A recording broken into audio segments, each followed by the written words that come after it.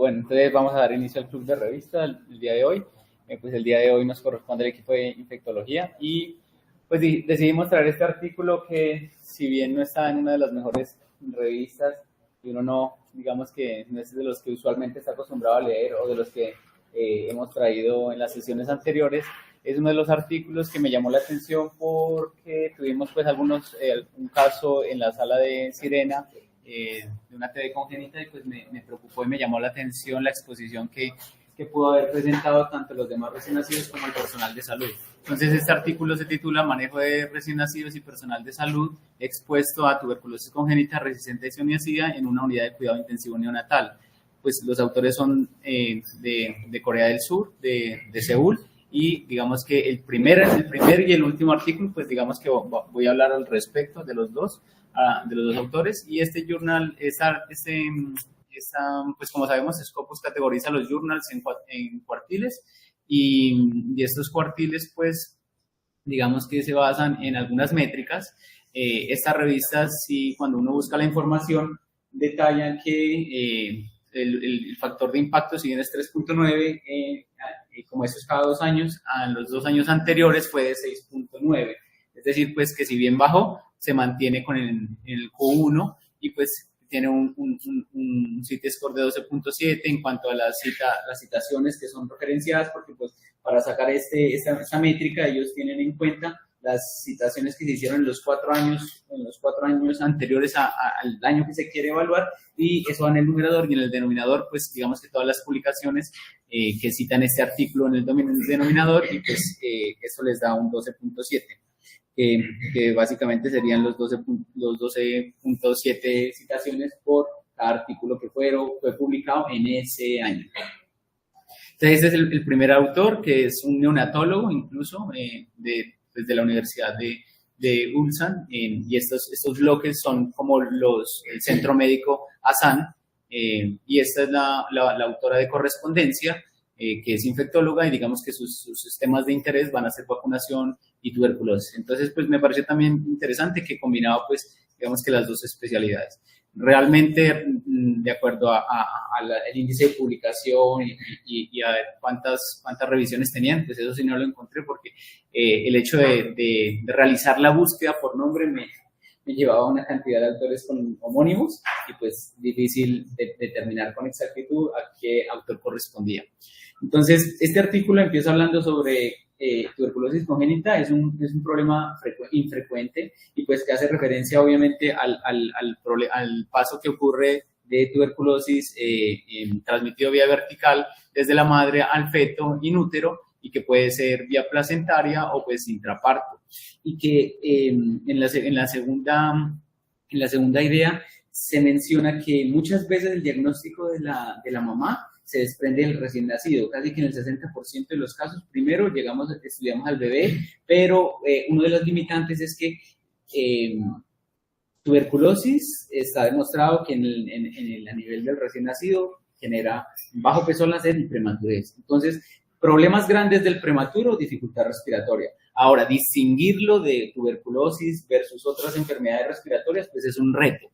Entonces, tener una alta sensibilización sobre tuberculosis dentro de los diagnósticos diferenciales, porque la mayoría al nacer van a ser asintomáticos. Ya a la segunda o tercera semana de vida es cuando empieza fiebre o algún síntoma respiratorio, incluyendo distrés, pues que es el aumento, ya el patrón respiratorio que empeora, y que estos pacientes van a estar sometidos a múltiples procedimientos, terapia respiratoria, y por ende, pues van a generar, toda esa manipulación de la vía aérea va a generar cierto grado de contagiosidad para el personal que está alrededor, y pues por ende deberían establecerse unas precauciones que son las aéreas que usualmente establecemos. Entonces, los recién nacidos y los profesionales de salud, pues que atendemos a ese paciente e incluso que pasamos por ese ambiente, vamos a estar expuestos y deberíamos ser susceptibles de investigación. Realmente, al finalizar la introducción, ellos mencionan que no hay regímenes, no hay protocolos para evaluar los contactos en una unidad de cuidado intensivo neonatal, que, o sea, es escaso la literatura. Esto no está en el artículo, pero pues como es un tema que me pareció muy interesante, quise profundizar dos diapositivas. La primera de ellas en cuanto a las precauciones de contacto, porque si bien sabemos que la higiene de mano es fundamental, el aislamiento, el tapabocas, el aislamiento aéreo, las precauciones aéreas y la higiene antes y después del contacto, pues ya sabemos los 5 momentos, pero insistirle al familiar que antes y después de tocarse la mascarilla debería hacer higiene de sus manos. El N95 que pues debería utilizarse por todo el personal de salud, incluso desde la sospecha, no solo esperar que esté confirmado el caso, sino desde la sospecha, y pues aquí también me llevaba a rebobinar y a ver pues qué pasó con el paciente que tuvimos, porque muchos de nosotros evaluamos el paciente incluso sin las medidas de precauciones adecuadas.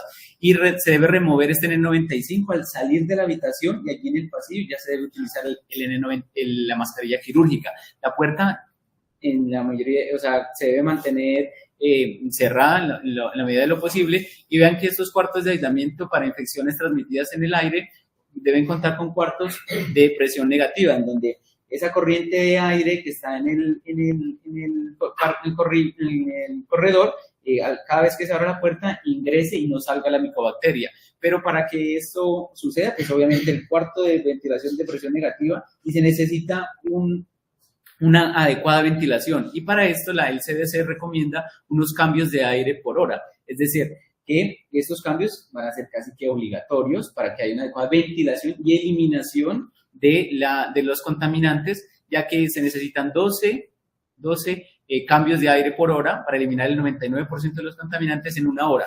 Y se acepta que se pueden utilizar 6 cambios de aire en 2 horas. Es decir, que cada vez que un paciente que se haga desinfección y limpieza desde el cubículo, se debería esperar este tiempo para dar paso a la limpieza y desinfección, que puede ser química o incluso con luz ultravioleta germicida. Y todos los cubículos deberían tener un monitor para medir la presión diariamente. Entonces, eso me da pie para recordar que cada vez que deberíamos utilizar un N95 cuando vamos a entrar en contacto con la habitación, como dijimos, incluso una hora después de los procedimientos que tienen alto riesgo de generar aerosoles. ¿Cuáles son estos? Pues para recordarlos, porque yo sé que los hemos mencionado en algún momento de nuestra formación. Está broncoscopia, ventilación manual, CPAP, BiPAP, una cánula nasal de alto flujo, ventilación de alta frecuencia, nebulizaciones, terapia respiratoria, intubación y extubación, laringoscopia, traqueostomía, la succión abierta, las pruebas de terapia, las pruebas de función pulmonar, reanimación cardiopulmonar y pues obviamente las autopsias. Y finalmente la otra diapositiva, algo que no sabía, es que todas las instituciones que tienen cuartos de presión negativa tienen un equipo que se encarga de verificar como de asegurarse el adecuado funcionamiento cada año del N95. ¿A quién va dirigido esta estrategia? A todo aquel que utilice N95. Esto yo no lo sabía, y pues digamos que se encargan de hacer una serie de pasos todo el profesional de salud, todo aquel que va a limpiar, el enfermero, el de aseo, para que la mascarilla quede adecuadamente generando un sello y evite pues la entrada y salida de poros, porque ellos dicen que cada año las características del paciente pues cambian, o por procedimientos dentales, por envejecimiento, X o Y razón. Pero en fin, pues eso era como para mencionarles. Y la luz ultravioleta germicida tipo C, que es la que utilizan los otros mecanismos de desinfección, porque es que eso me preocupa a mí, porque no sé si en nuestra institución lo estemos realizando, pero a veces pues me parece a mí que tenemos algo, nos relajamos un poquito, y pues este problema va más allá del paciente y del contexto, sino que nos puede afectar a los trabajadores de salud. Entonces, este artículo, ¿cuál es el objetivo? Pues describir el diagnóstico de un caso reciente de tuberculosis congénita y el proceso de investigación y seguimiento de los contactos para los recién nacidos y los profesionales de salud expuestos. Pero aparte de eso, ellos se proponen diseñar un protocolo detallado y completo para tomar decisiones sobre cómo identificar una exposición y seleccionar un régimen apropiado para recién nacidos prematuros, y allí dice infantes jóvenes, dice, como profilaxis contra TB resistente a isoniazida. Entonces es un estudio retrospectivo que analiza y revisa todas las historias clínicas, tanto del recién nacido, índice del caso, pues, de la madre, los expuestos y los trabajadores, los recién nacidos que están ahí cerca y los trabajadores. Y pues obviamente tiene aprobación de ética. Entonces,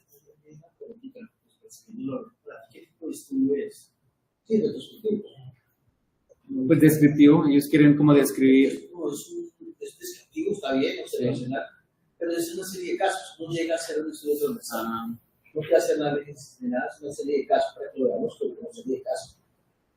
Ellos no lo mencionan aquí en serie de casos, mira, no creo que lo tienes que sacar vos como profesor. O sea, para que sepas que es una serie de casos y dentro de todo lo que es. Listo. Pero sí tienen todo lo que están diciendo con relación a lo interesante que quieren ellos de alguna manera contestar con la pregunta que se hicieron.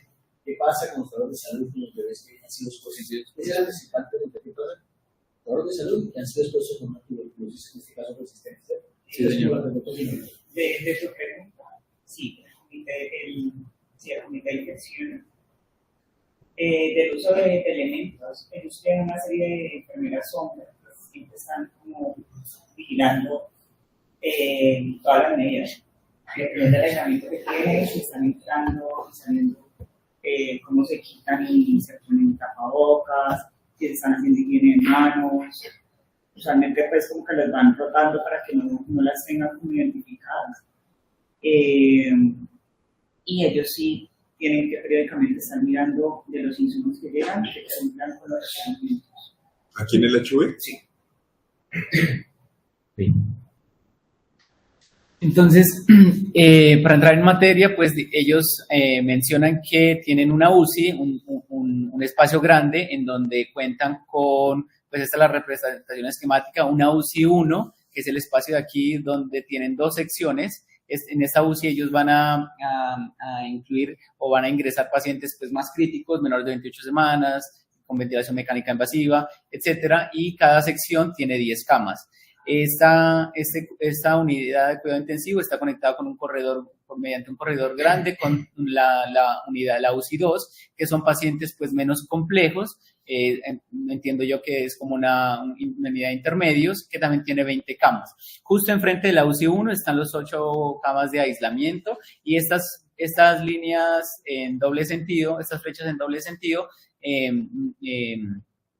corresponden a las puertas grandes que mencionan ellos, unas puertas grandes que permanentemente están abiertas de 2 a 3 metros de ancho. Los cuadros grises y negros corresponden a las camas. Estos cuadros con I y O corresponden a las puertas de entrada y de salida de los sistemas de circulación de aire, que como dijimos, pues aquí, al menos para este caso, tienen filtros de alta eficiencia y garantizaban 12 cambios por hora. Y pues las estaciones de trabajo. Estos cuadros, este cuadro en negrita, pues hace referencia como a los muros de concreto. 48. No tiene tanto aislamiento, Exacto. Son 3 cúbicos, pero cuando se diseñó esa área de aislamiento, se era con aire panificante, pero eso no se volvió a tocar. Digamos, no tiene los filtros, no se le hace nada de mantenimiento, no funciona ya, pero cuando arrancó, se puede volver a activar, se debe tener así. Yo creo que sería una recomendación. Sí, porque incluso dice que por CS, cuando no hay esos cambios ese recambio de aire por hora, y si se va a recircular el aire, necesita un filtro de EPA. Y lo otro es lo que tiene que estar cerrado también. O sea, ese claro, no tiene que estar cerrado. En esos niños cuando están ventilados, pues teóricamente es un circuito cerrado, no ya está generando aerosoles, a menos de que lo aspiren o eso, pero debe ir el filtro ahí. Y lo otro, yo no sé cuándo diseñaron la unidad, la localización de esos cuartos de aislamiento fue como por alguna indicación específica, por el flujo como en la unidad. Yo creo que por espacios, porque si vos ves las dos unidades, las dos áreas grandes son mucho más amplias. Ese espacio pequeño era para tener, en ese momento se calculaban máximo 3 aislamientos. Históricamente siempre se tuvo 3 aislamientos. Inicialmente teníamos un corredor que no era aislamiento, sino que era una piscina ciega ahí. Y después se habilitó eso que fue en el 2011. 2011 fue que arrancó eso. Pero sí tenía el diseño de aislamiento y arrancó con aislamiento y la gente era ansiosa. Como era nuevo, cerraban las ventanas, los vidrios, todo eso. Eso ya después se perdió, ya no volvió a ser mantenimiento. Eso es de mantenimiento.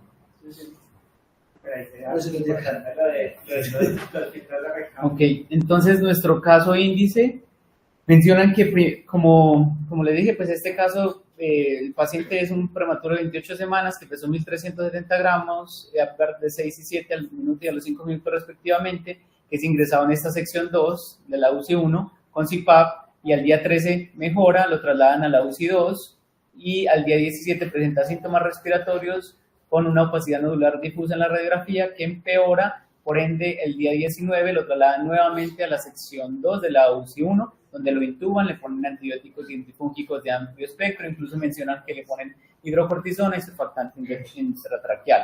Entonces aquí, ¿qué vale la pena mencionar? Que en el pie de página de esta imagen mencionan que el paciente nace, lo ubican en esta cama, dura 13 días en esta sección, al día 14 lo pasan acá hasta el día 19 y del día 19, pues como mencionan que se intuban, lo pasan para acá y después del día 19 al 39 permanece en esa sección y el día 39, que es cuando ya se dan cuenta de tuberculosis, lo pasan a este cubículo de aislamiento que es el número 4. No, pero lo interesante de esto, sobre todo los residentes de neonatología, que los infectólogos lo saben, es el mapeo. Nosotros no hacemos mapeo. Y hay que hacer mapeo cuando tenemos un caso índice de cualquier germen. No sea solamente tuberculosis, estamos hablando de germen multiresistente o de germen multiplótico. Ahora con Y uno hace la receta del paciente, pero uno no se acuerda dónde estuvo. Tiene que haber alguien que haga ese mapeo. Y normalmente lo hacen en el comité de infección. ¿No es eso? ¿Cierto? Por ejemplo, en Versalles hace como 3 años, ¿verdad? Como brote de... Exacto. Un bicho. Un bicho. El mapeo de las capitas, los cubículos. Ahora que hay Candida auris. O este tipo de gérmenes, el comité hace este mapeo para poder hacer el estudio de contacto. Pero pues importante lo que ustedes dicen, que usualmente pues no recuerdan si lo han movido de un sector a otro. Y a veces en el sistema de los hospitales dice en UCI, cama 1 de UCI, y puede ser que físicamente esté donde corresponda a otra cama, no por lo mismo que correspondería por el sistema. Exacto. Entonces toca hacer mapeo para poder saber dónde, porque las camas de neonatología no dicen a 1, 2, 3, 4. Y la cama 5 y 6 representan la ubicación de 2 recién nacidos que resultaron con PPD positiva. Y pues esto ocurrió en los días que estuvo el paciente caso índice compartiendo la misma sección. Las camas 7 y 8 representan la ubicación de 3 recién nacidos que dieron PPD positiva, pero estos pacientes pues nunca estuvieron como en contacto en el mismo sitio que el paciente índice. En Corea del Sur aplican BCG al nacer. Sí. Pero quién sabe, ellos tenían un BCG, o eran muy prematuros para... No era prematuro. No les habían aplicado. Les pusieron fue después. No. Pero lo que pasa es que el 5 y 6 eran que sí les habían aplicado BCG, 7 y 8. Ajá, después porque dicen que les hacen el seguimiento a la semana 12. Y, o sea, pues, eso es lo que me dio a entender, es que seguramente habían sido prematuros, que no se pudo poner la PPD y que ya la pusieron fue tardíamente. Ya seguramente el paciente está más grande y le hicieron el skin test, el DST, y ahí fue que lo clasificaron, ¿no? 5 y 6 era lo que os decía, los que tenían positivo y habían sido vacunados. Y los 7 y 8 eran los que tenían test positivos sin vacuna, o al revés. Pues ahorita lo describimos bien. Entonces, respecto a la madre pues es una paciente primigestante de 33 años que consultó a las 26 semanas de embarazo, tenía diabetes gestacional, ella ingresó por parto prematuro y ruptura prematura de membranas, presentó fiebre, recibió antibiótico empírico y 2 ciclos de betametasona y a las 28 semanas pues presentó parto vaginal y al tercer día egresó. La biopsia placentaria reveló degeneración amniótica y a los 38 días postparto la madre consulta nuevamente por fiebre de 10 días de evolución con cefalea y emesis. Cuando ingresa le hacen una resonancia, la resonancia encuentra una imagen que es casi que típica, un realce en anillo, que es una meningitis tuberculosa. El estudio de líquido cefalorraquídeo reporta la PCR positiva para tener tuberculosis y este es el VAR, el BK pues, y la prueba molecular en esputo fueron negativos a pesar de que el TAG mostraba un tórax con una TB miliar. Sí, Silvio, perdón. Consultó al momento del parto, refieren si tenía algún síntoma y eso que consultó es día 38. Al momento del parto lo que ellos mencionan es que había presentado fiebre, o sea, esa fiebre que describen que requirió antibiótico y betametasona, pero eso fue a las 26 semanas, perdón. Y ya el recién nacido, pues, nació a las 28 semanas, pero no mencionan más síntomas. Okay. fiebre. Y ella reconsultó al día 38. Sí, le dieron salida el tercer día, sin complicaciones, y al día 38 ¿Esa consulta por biopsia fiebre. placentaria la Gracias. hicieron de rutina o algo les llamó la atención? por hacer? No, esa biopsia al parecer fue como, pues porque hizo fiebre, entiendo yo, no sé. Pues, Algunos centros lo hacen rutinariamente. En coriamnionitis la pero hacen. cuando No ya se dan parece cuenta, la- como que todos lo hagan siempre en corios o en Usualmente es Pensando cuando infección algo intramiótica. muy llamativo en la clase. Sí, probablemente por la prematurez, por la fiebre materna, ellos quisieron hacer una biopsia y ver qué había ahí. y después del diagnóstico ya le realizan una PCR al tejido placentario que estaba fijado en formalina, y ahí salió positiva para Mycobacterium tuberculosis. Y ya con eso, entonces se van al recién nacido, le hacen un BK de la secreción endotraqueal y reportan 4 cruces de Mycobacterium en una alta carga y la prueba molecular positiva. Entonces lo aíslan, que ahí es donde vimos el día 38 a los cubículos de abajo, le empiezan el tetraconjugado. Como en Corea del Sur hay una resistencia del 10% isoniazida, le hacen una prueba molecular que es otra plataforma porque evalúa otros genes de resistencia, incluyendo mutaciones en unas enzimas. Para isoniazida, pues entre las más frecuentes es INHA, y fue positiva, entonces le cambian el levofloxacina. Monoresistente. Exacto. Y le hacen al recién nacido pues un BK y una prueba molecular líquido cefalorraquídeo, es negativo, una prueba, un quantiferón Gold, que fue indeterminado, la eco de abdomen, una lesión ecogénica inespecífica en el vaso, y al día 43 pues realmente el desenlace es fatal, secundario pues dicen a una falla respiratoria. Respecto a las características de los aislamientos, ellos mencionan que tanto los de la madre del líquido cefalorraquídeo como la secreción endotraqueal del recién nacido fueron compatibles con una mutación en el gen de INHA, pues resistencia a isoniazida, y en los cultivos, cuando se dieron cuenta, pues dijeron que les creció en ambos Mycobacterium. No hubo mutaciones. Esta es la segunda mutación más frecuente para isoniazida, que es otra enzima, CATG, y no hubo pues para rifampicina resistencia. Las pruebas de susceptibilidad fenotípica mostraron una resistencia intermedia a isoniazida. Entonces, a partir de eso se activan unos equipos de investigación, evalúan unos criterios de exposición, un protocolo de investigación, y gracias a a un equipo multidisciplinario que tenía el comité de infecciones, el infectólogo infantil, el de adultos, neonatólogos, neumólogos, radiólogos, equipo de enfermería y farmacéutico, y un personal de asuntos legales incluso. Entonces aquí empiezan unas definiciones. Recién nacido expuesto, pues que también veo que podría ser de utilidad para nuestro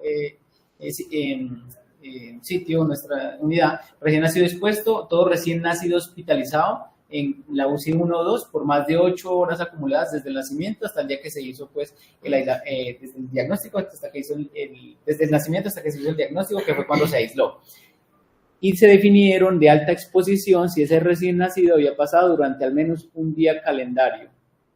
Había estado hospitalizado en la misma sección del recién nacido índice, un día calendario. Entonces los recién nacidos expuestos se evaluaron, como vemos acá, al principio, pues todos los que estaban hospitalizados al empezar la investigación, con el BK, los cultivos, la prueba molecular, el examen físico completo y la placa de tórax. Mencionaban que una sola muestra de PCR, para PCR, bien sea de secreción endotraqueal o jugo gástrico, fue suficiente. Y los egresados, los que ya habían sido dados de alta, pues se contactaron con ellos, los llamaron, los citaron para evaluarlos, para preguntarles si tenían fiebre o síntomas respiratorios de causa desconocida, realizar un examen físico completo y una placa de tórax. Para estos recién nacidos expuestos, hicieron un seguimiento a 3 meses, pero ya aquí a los 3 meses se enfocaban en la PPD, en el examen físico, la ligra era opcional, como vamos a ver en la siguiente diapositiva, y la placa de tórax. La PPD no la hacían desde el principio. No, al tercer mes. Sí, dándole tiempo a ver si hubo infección. Exacto. Y entonces, para aquellos que consideraban profilaxis, ellos pues pensando en esa resistencia isoniazida, contemplaron rifampicina 15 miligramos kilo día, y si no la toleraba, pues por X o Y razón no estaba contraindicada, levofloxacina 20 miligramos kilo día, obviamente con el consentimiento de los padres, que determinaron como PPD positiva, mayor o igual a 10 milímetros de induración en los que estaban vacunados, y si no estaba vacunado, mayor o igual a 5. El IGRA lo contemplaron, lo tuvieron como para diagnóstico complementario en aquellos que tenían PPD positiva, en aquellos que pues durante ese tiempo tenían que ir a inmunosupresión por alguna razón o que tenían una enfermedad pulmonar crónica grave. Finalmente, pues ellos hicieron el diagnóstico del TB, aunque eso ya no es así, pues eso ya no es infección tuberculosa latente, sino solo infección por tuberculosis, pero pues estas son las siglas que ellos utilizan, se basó únicamente en la PPD. Si la PPD era negativa, suspendían la profilaxis y allí consideraban si era necesario vacunarlo o no con la BCG. Yo tendría una anotación. Bueno, esa anotación. La primera es lo que dice Silvio, que debemos cambiar el término porque todavía le seguimos diciendo TB latente y TB latente ya no es el término más adecuado, sino infección por tuberculosis. Porque está infectado. Sí. Y segundo es que me llamó la atención que el IGRA lo hacía, pero no lo tenían en cuenta al final. O sea, solo lo hacía como para confirmar en esos casos específicos. Pero para los trabajadores sí. Para los trabajadores sí, Sí. pero no en el recién nacido. No. Entonces, no sé si es que hay alguna limitación por edad en el IGRA que no haya yo conocido, que el IGRA de pronto por debajo de cierta edad tenga... Pues hasta hace muy reciente, no, en menos de 5 años, los estudios de validación eran 10 casos.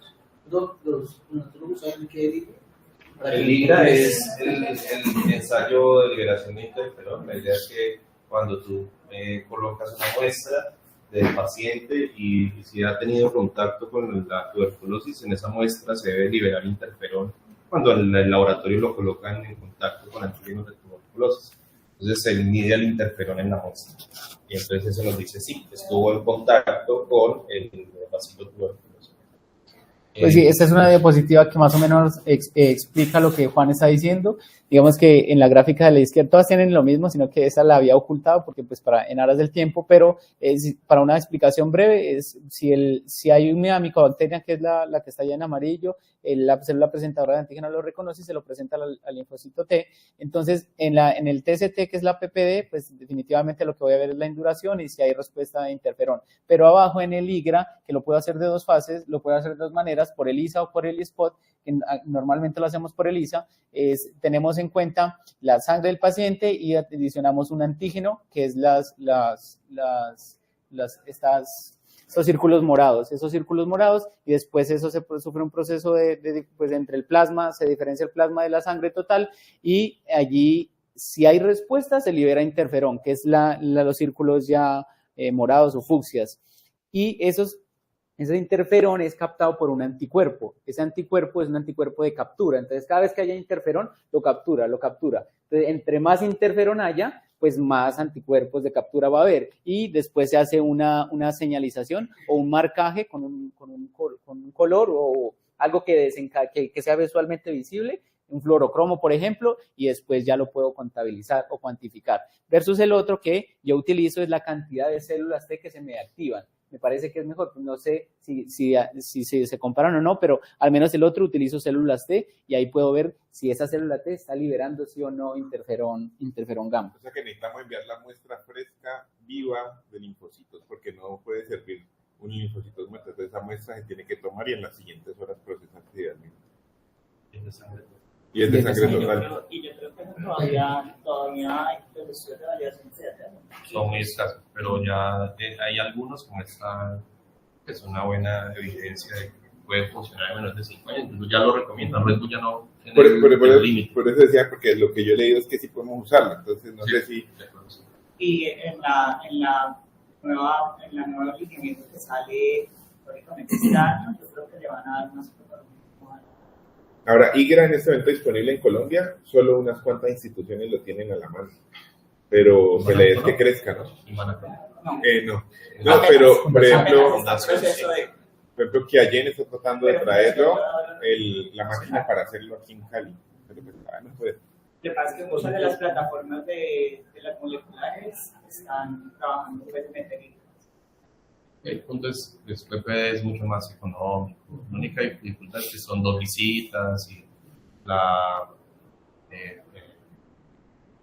falsos positivos asociados a vacuna, no diferencia las micobacterias tuberculosas de la tuberculosa, chicas que tiene allí, pero que el IGRA ayuda bastante. El personal de salud pues lo definieron como expuestos y pasaba más de 8 horas acumuladas con el recién nacido índice y lo incluyeron a todo aquel que estuviera en intubación orotraqueal, que diera ventilación en mascarilla bolsa o cualquier reanimación, maniobra de reanimación cardiopulmonar, independientemente del tiempo, porque podría estar expuesto a los aerosoles. Entonces le hacían IGRA al notificar la exposición, 8 semanas después de la exposición, la radiografía de tórax al principio y los 6 meses de exposición, que es lo que observamos aquí, al principio y a los 2 meses, y la placa al principio y a los 6 meses. En cuanto a los resultados de los recién nacidos expuestos, pues fueron 82 recién nacidos expuestos, casi la mitad fue de alta exposición, determinaron que la mitad fue de alta exposición. La edad media de edad gestacional fueron 33 semanas y la edad media del peso al nacer 1.800 gramos, pues esto nos da como cuenta de cómo era la unidad que ellos manejaban. La mediana de duración de la exposición al recién nacido índice fue de 13 días, y se dieron cuenta que de los 37 recién nacidos egresados, 22 ya habían recibido la BCG y ninguno de los hospitalizados la había recibido. De los 42 que estaban hospitalizados, del número total pues de recién nacidos que estaban hospitalizados al tiempo de la investigación, a todos les hicieron lo que dijimos, el BK, los cultivos, un Ginex, una prueba molecular, y pues ninguno fue anormal. 26 fueron aspirado gástrico, 16 de secreción endotraqueal, todos negativos.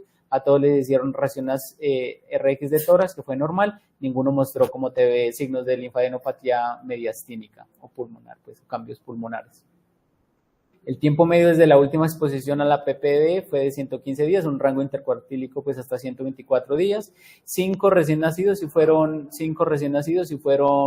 la PPD positiva, que corresponde al 6.1%, y observamos que de los 5, pues como dijimos, 22 ya habían recibido la BCG, ¿cierto? De esos que ya recibieron la BCG, según la definición que vimos, mayor a 10 milímetros, mayor o igual a 10 milímetros, 5 de ellos se les hizo el IGRA, y todos fueron IGRA negativo, El tamaño promedio de la induración fue 10 milímetros en el recién nacido con PPD positivo y 0 milímetros en el que tuvo la PPD negativa. Aunque aquí hay algo que no concuerda, y es que dice que se le hizo IGRA a 31 recién nacidos, ya 26 dieron negativo y 5 indeterminado. Y aquí dice que IGRA 26 negativos y 4 indeterminado. Entonces ahí está el 5 y el 4, pues que como que no cuadra. Ninguno de los recién nacidos expuestos fue diagnosticado con TB latente o activa. De los que recibieron profilaxis, de todos los expuestos, el 80%, los 80 de ellos recibieron. Ninguno de los recién nacidos fue diagnosticado con TB latente. Así dice que ninguno fue diagnosticado como TB latente o activa, pero como vamos a ver en el manejo, ellos le dan tratamiento como si fuera TB latente. Y lo dicen, en el pie de página dice, se trataron durante 3 o 4 meses. Como expuestos, ¿no? Sí, claro, como recientemente tembló, profe. Que los trataron como expuestos para después descartar la TB latente y quitarle, supongo. Pero finalmente recibieron 4 meses de rifampicina. Hasta cuando pudieron seguramente descartar el diagnóstico. Pero terminaron recibiendo todo el tratamiento. Tuvieron PPD positiva. Tuvieron IGRA negativo. Ya por eso los que tuvieron PPD positiva. Pero esos 5 terminaron. Y aquí los trabajadores de la salud, ¿no? Importante que esos sí, 119. ya voy para allá. Ya voy para allá. Sí.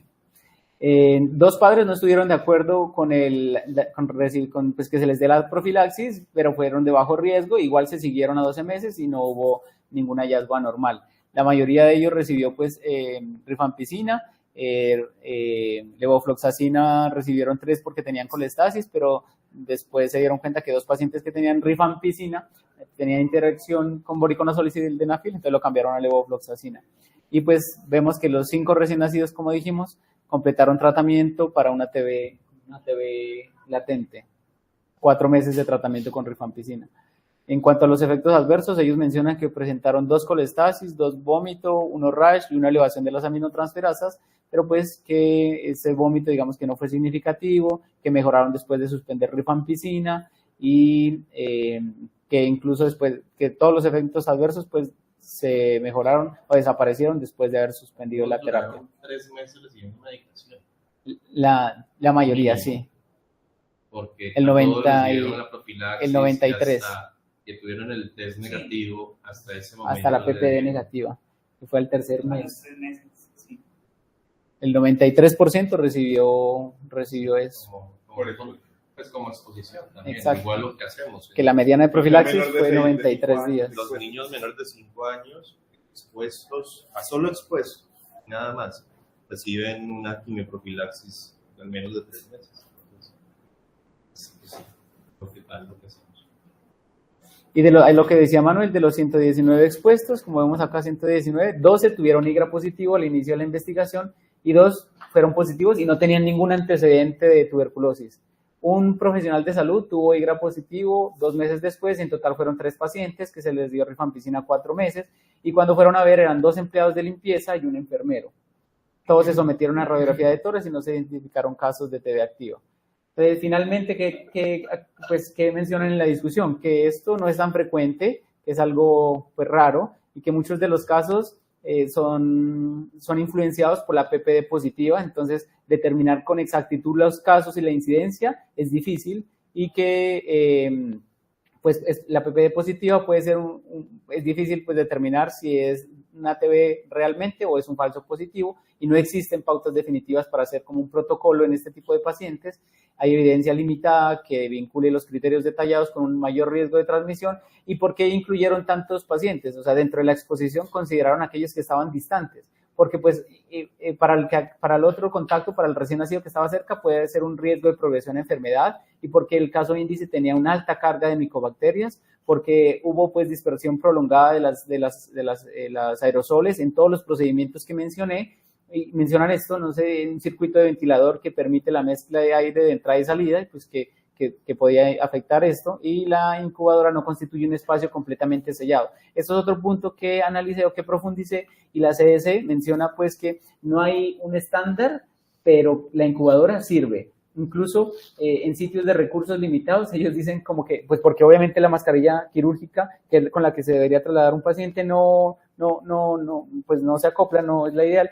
Incluso cubrir la incubadora con una manta, dicen ellos, y hay imágenes de eso.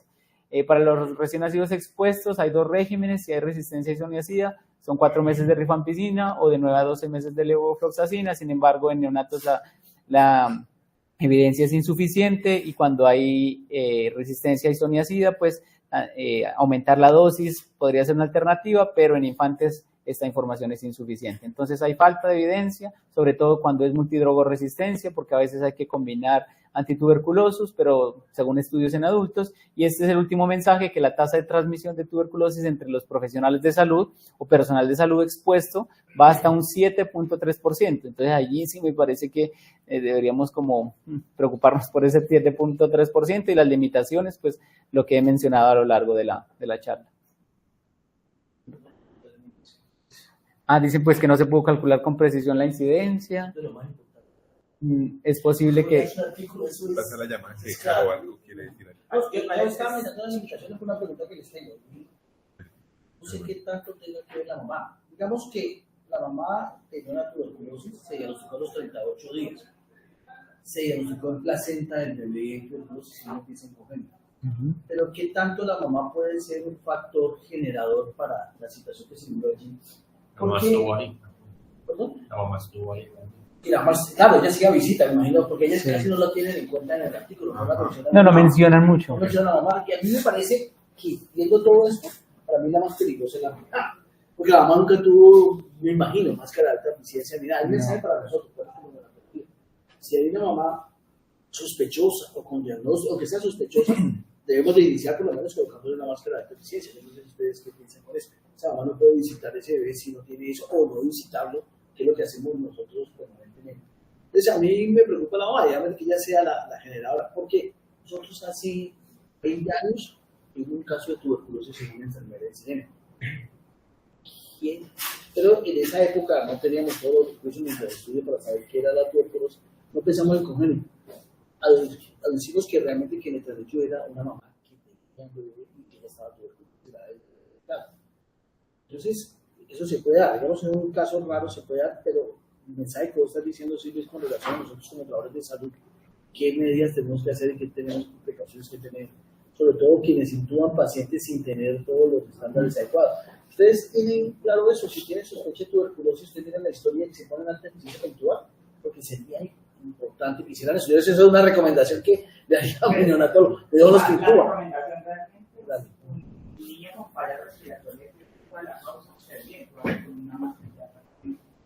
Porque tú no sabes a qué se está exponiendo ahí, si es una falla respiratoria, todavía una etiología a determinar. No es claro todavía eso, pero sería uno de los elementos que se considera por parte de... O sea, ¿qué más digo? Ese estudio, digamos que hace una pregunta de investigación, mira los resultados, mira una serie de casos, mira el seguimiento de esos casos, y al final hace una conclusión de recomendaciones de algo que es demasiado raro y que de alguna manera nos puede afectar a nosotros, y que nosotros estamos sacando recomendaciones, pero de alguna manera como unas conclusiones de más de protección para nosotros que realmente tengan mucha evidencia. Pero es por lo que es muy raro, ¿sabes? Es una entidad que es demasiado rara. La doctora Caro Barco quiere decirnos algo. Sí, gracias. Sí, no, con respecto a lo que estamos pues hablando de los contactos en el personal de salud y con los padres. Entonces, en la materna hay como dos indicaciones especiales porque, como sabemos, no hay una contraindicación absoluta para evitar el contacto madre-hijo de una madre con tuberculosis.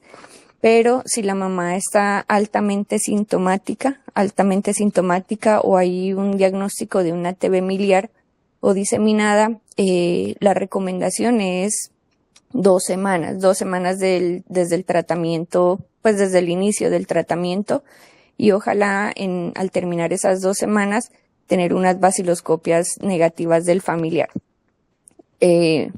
Yo sí le pondría de todas formas tapabocas N95 hasta terminar la visita, porque de todas formas el riesgo de contagio al resto de madres que también están en un estadio de probablemente inmunosupresión, pues debido a su gestación, o del personal de los neonatos en general, sí se debería garantizar que vaya con N95, y también que ese uso del N95 pues se cambie, ¿no? Es decir, que no vaya con el mismo N95 probablemente a todas las visitas hasta que el dispositivo pues ya no sirva. Entonces habría que vigilar muy bien eso. Y lo otro que me parece muy importante en este caso es que el bebé estuvo mucho tiempo en ventilación no invasiva.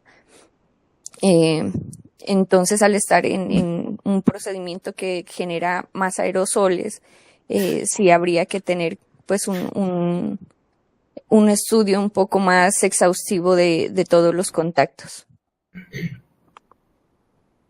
Sí, yo quería dar una opinión sobre lo que me nos presentan, y es basado en el caso que ya hemos tenido, que yo conocí, pero no es el mismo que Silvio. Los dos casos, tanto el que nos pone en el artículo como el que yo conocí acá, nos hemos dado cuenta por la mamá. Es decir, no lo sospechamos en el recién nacido, sino que fue la mamá que salió positiva o tenía el antecedente.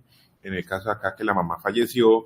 En este caso fue que la mamá pues se diagnosticó. Entonces son realmente el que estamos diagnosticando TB en estos chiquitines es por ese, y nuestra población es alta, con alta endemicidad y alta incidencia de tuberculosis, sobre todo la población indígena, el Cauca. Tenemos allá muchísima población con tuberculosis que no está diagnosticada y seguramente hasta abandonan tratamiento porque ya no hay los programas como eran antes. Entonces, creo yo que, y vemos, ¿no?, la tasa de incidencia cómo ha aumentado tuberculosis en los últimos años después de la pandemia. Entonces, creo que sí nos toca empezarlo a considerar como un diagnóstico diferencial.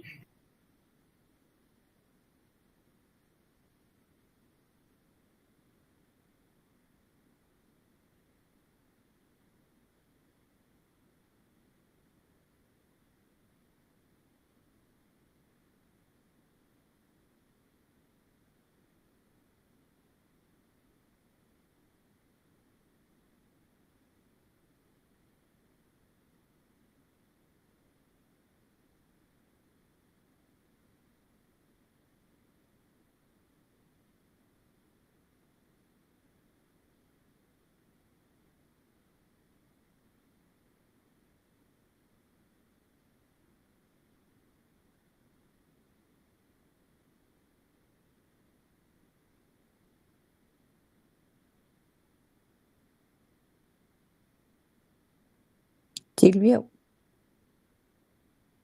dejan, Sí, Carito. que no hacen como es que estaba silenciado, no te escuché. Perdón. el mismo del bebé o fue adquirido. A mí me parece que el artículo que traduce es muy interesante y es un artículo para tener siempre ahí porque creo que el caso que tuvimos de bebé congénita no va a ser el último. Lo que decía Manuel, somos un sitio de alta endemicidad y el poder hacer como ese estudio de contactos que ellos hicieron, que pues, a mí me gusta toda la parte del comité de infecciones, me parece una cosa, un trabajo muy importante que tengamos ese estudio ahí, porque si llegamos a tener otro paciente, pues ya sabemos cómo el deber ser de cómo deberíamos hacer el estudio tanto de los otros bebés como de los Carito Barco dice trabajadores. que en la UCI han tenido 3 casos de TB congénita. Pues voy a preguntar esto para ver si esos son casos de tuberculosis congénita, por eso hablo de Sí, la ahí mamá. escribió, no escribió, dice, hemos tenido 3 Yo casos en la unidad. un poquito lo Es que no quería interrumpirlos, pero, hacemos honor pero, a la le- tuberculosis pero sí, han sido 3 casos el doctor Torres me ayudará a recordar, pero un caso fue hace 7 años más o menos, que fue un caso de una mamá con una corioamnionitis, inicialmente como una corioamnionitis, y ella evolucionó a una sepsis, y al bebé se le diagnosticó, sí, a través del diagnóstico materno, a las 2 o 3 semanas de vida. También reingresa con fiebre, dificultad respiratoria, y después del diagnóstico materno al bebé se toma un jugo gástrico, fue en el caso de él, y salió una baciloscopia positiva. Y la patología de la placenta tenía cambios con granulomatosis. Ese bebé falleció. El otro bebé que recuerdo fue un chiqui que ahorita tiene 8 meses de edad, 8 o 9 meses de edad. La mamá con una pericarditis, también ingresa ya en dificultad respiratoria, tienen que hacer una cesárea de emergencia, y en el momento pues de la ventana pericárdica ya se paró y pues tienen que sacar al bebé. En ese caso también fue el diagnóstico materno, la mamá falleció. En la patología de la autopsia de la mamá tenía cambios granulomatosos en todos los tejidos, prácticamente páncreas, pericardio, pulmón, útero, pues era una TB diseminada. Y el bebé se diagnosticó a través de ese diagnóstico materno y bueno, recibió manejo sin complicaciones, y ahorita tiene 8 meses el bebé y está perfecto. Y el último caso que tenemos es Luján.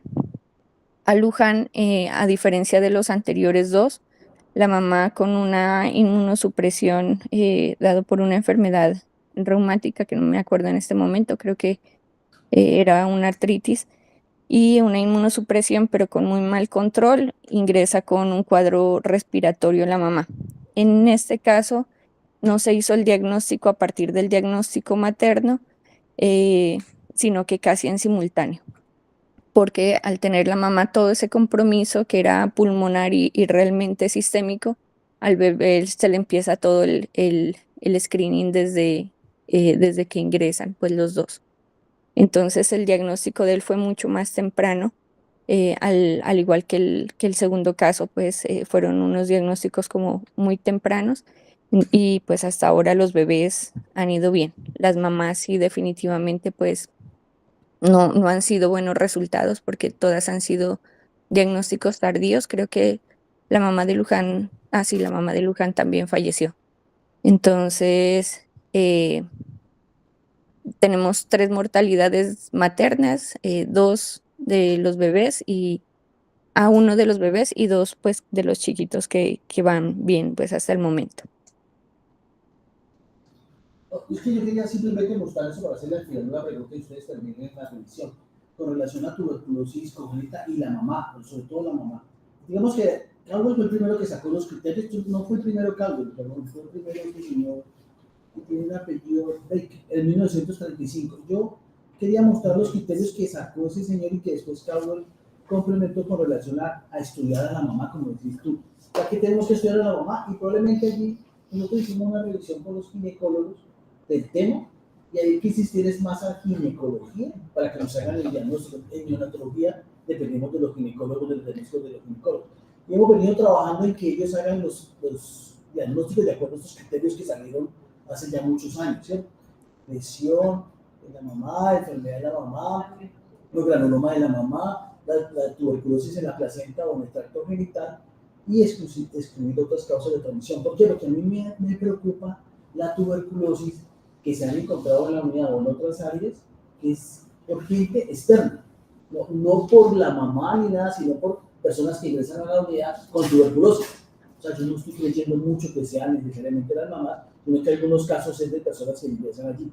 Entonces, está ese trabajo que yo les cuento allí, está este otro trabajo que aparece después, digamos, del manejo de la tuberculosis en el 2016, donde ellos vuelven a tomar de todos los criterios, otra vez los criterios que aparecen después, claro, eso no ha cambiado nada, los criterios siguen siendo lo mismo, y de alguna manera nosotros tenemos que abordar a esas mamás que tienen estos criterios para profundizar mucho más el diagnóstico, para descartar que sea tuberculosis congénita. Pero me preocupa la gente que está ingresando y que de alguna manera genere tuberculosis en la unidad de cuidado intensivo en las famosas visitas. Mucha gente tiene síntomas respiratorios, etcétera, que puede ser por eso. Era simplemente un comentario con relación a lo que tú has dicho, pero sí tenemos que andar probablemente mucho más con los ginecólogos para trabajar con ellos el diagnóstico. Que dependemos del diagnóstico de ellos, no de nosotros, porque yo no voy a pedir tuberculosis a todos los bebés, una entidad que es extremadamente rara. La posibilidad de transmisión de la mamá al bebé, a pesar de que la mamá tenga tuberculosis, es baja, pero que si tiene síntomas respiratorios y todo, pues nos queda más fácil nosotros estudiar. Pero igual si a un bebito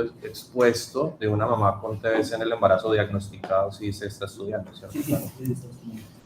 Y lo otro es que las guías internacionales y nacionales cada vez están desestimando más el uso de las vaciloscopias. Y hay un comunicado de la Secretaría Distrital de Salud de Cali la semana pasada, donde dice, mire, ya tenemos biología molecular en la ciudad, no pasa, hagamos esa transición y la vaciloscopia ya dejémosla a un lado. Ahí se me pide, doctor, a su WhatsApp me comunicó de seguro la semana pasada. No, de acuerdo, eso es que toca cambiar y probablemente generar nuevas alternativas de diagnóstico en estos casos. Y lo importante también, que creo que también para cerrar, es la clave del seguimiento. Como nosotros, en la etapa neonatal, muchos pacientes se nos van sin el diagnóstico porque todo salió negativo. Muchos se van o no con isoniazida, realmente con populares, después con todo lo demás. Y el seguimiento es fundamental por el grupo de infectología con todo lo que ustedes han planteado acá. Si nosotros lo ingresamos a casa y hay un contacto estrecho, probablemente la recomendación de ustedes, ¿cuál sería? No estoy hablando de resistencia, estoy hablando de... El expuesto. Sí. Pero pues hay que saber lo que Y la PP posteriormente al 3 meses, a los 3 meses. Sí, yo creo que como lo hacían ellos. Solo la PPD, examen físico y clínica. Se hace más Seguimiento. Si se descarta enfermedad. Sí. No se hace más ahí. En caso de Sí. En caso de clínica sí toca hacer más estudios. esos contactos. Y no olvidar los contactos, como que enseña hoy de los casos. Si tenemos algún caso, hay que buscar los contactos. Nosotros los que estuvieron allí, los casos, los contactos no los seguimos. No sabemos nada de los contactos. Y aquí en el hospital se puede de alguna manera sistematizar ese seguimiento.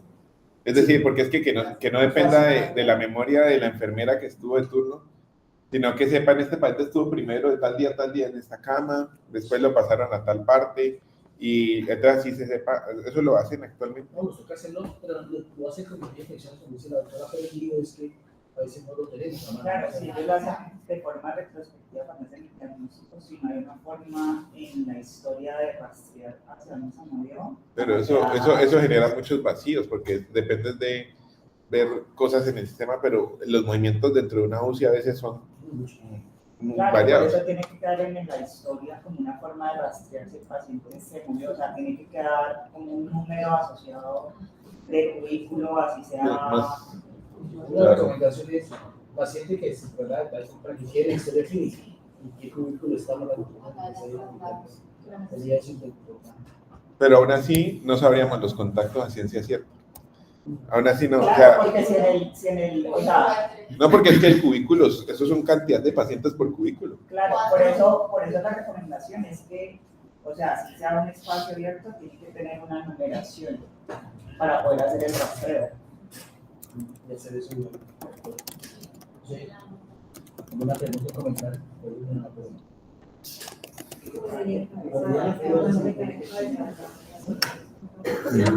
Claro, ese tipo de